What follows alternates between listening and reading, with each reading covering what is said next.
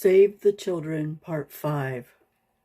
Proverbs 15:3. The eyes of the Lord are in every place, observing the evil and the good. From the Berean Study Bible. So who does this to children? Perversion is a nasty, ugly, vicious demon. Like a plague, it is passed from one victim to another. The victim gets the demon, even though they are innocent. That is what you need to know and always remember about Satan. He isn't fair, ever, and that he will always try to return when he has been cast out. So those who have been abused get that ugly demon, and then they are driven to do the same thing to someone else. It is a vicious cycle and can only be stopped when victims and perpetrators come to Jesus, forgive the one who hurt them, and get healing and deliverance. 90% of sex-trafficked children are sold by parents or other relatives. So if they are rescued and returned to that family, it can and probably will happen again. For 20 years and more, the Harry Potter books and movies have caused an explosion of the growth of witchcraft. People are lured by the power and ability to control and manipulate the ones that they consider to be dull-witted, are in competition with, or abusive to them.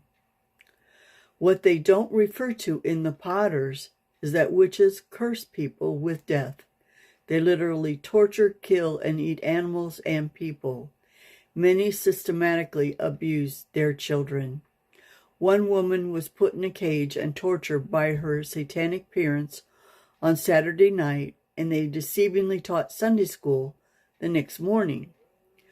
One woman had been physically and sexually abused until she was 14, and then thrown out into the snow to fend for herself. Her father was in the military and would punch her in the face. She would fall down to the ground, get up, and get ready for him to do it again. His excuse was he wanted to make her tough. He would have her lie down on her stomach on the couch with her head between the cushions.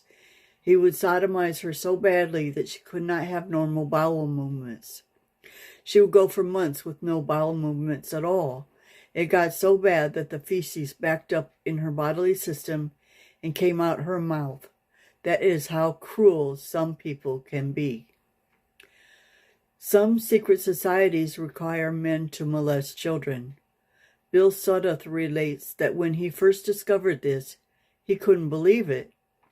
But subsequent investigation proved that it was true.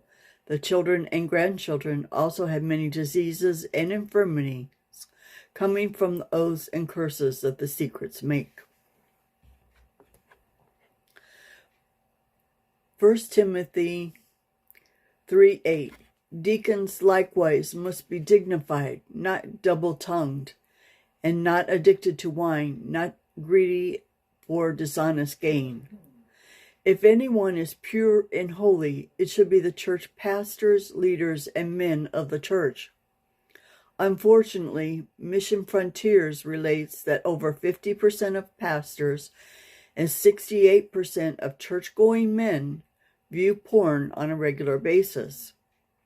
Most of all, of the young Christians 18 to 24, 76% actively search for porn.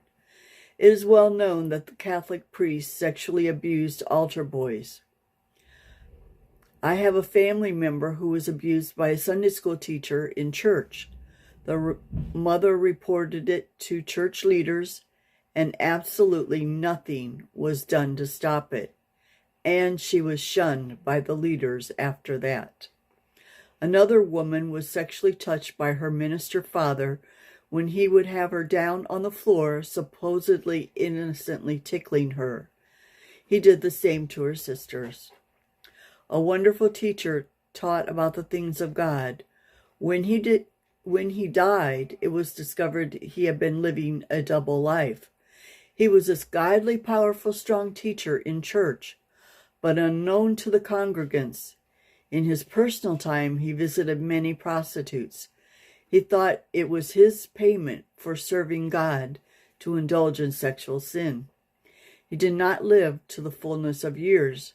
He stood before a pure and holy God. I know 2 men who admitted to raping children. One was a Christian man who found a father selling his daughters on the internet. He kept hearing Holy Spirit telling him, turn around, go back, but he didn't do it. He was arrested and spent 5 years in prison.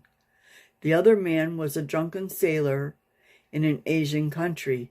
He said, I raped a 12-year-old girl and they let me do it. In the movie that I talked about, one of the men told of hiring a prostitute, and then in the light of day, he realized she was 14, not 24 like he thought. He realized how wrong he had been and cared enough from that time on to help rescue the children.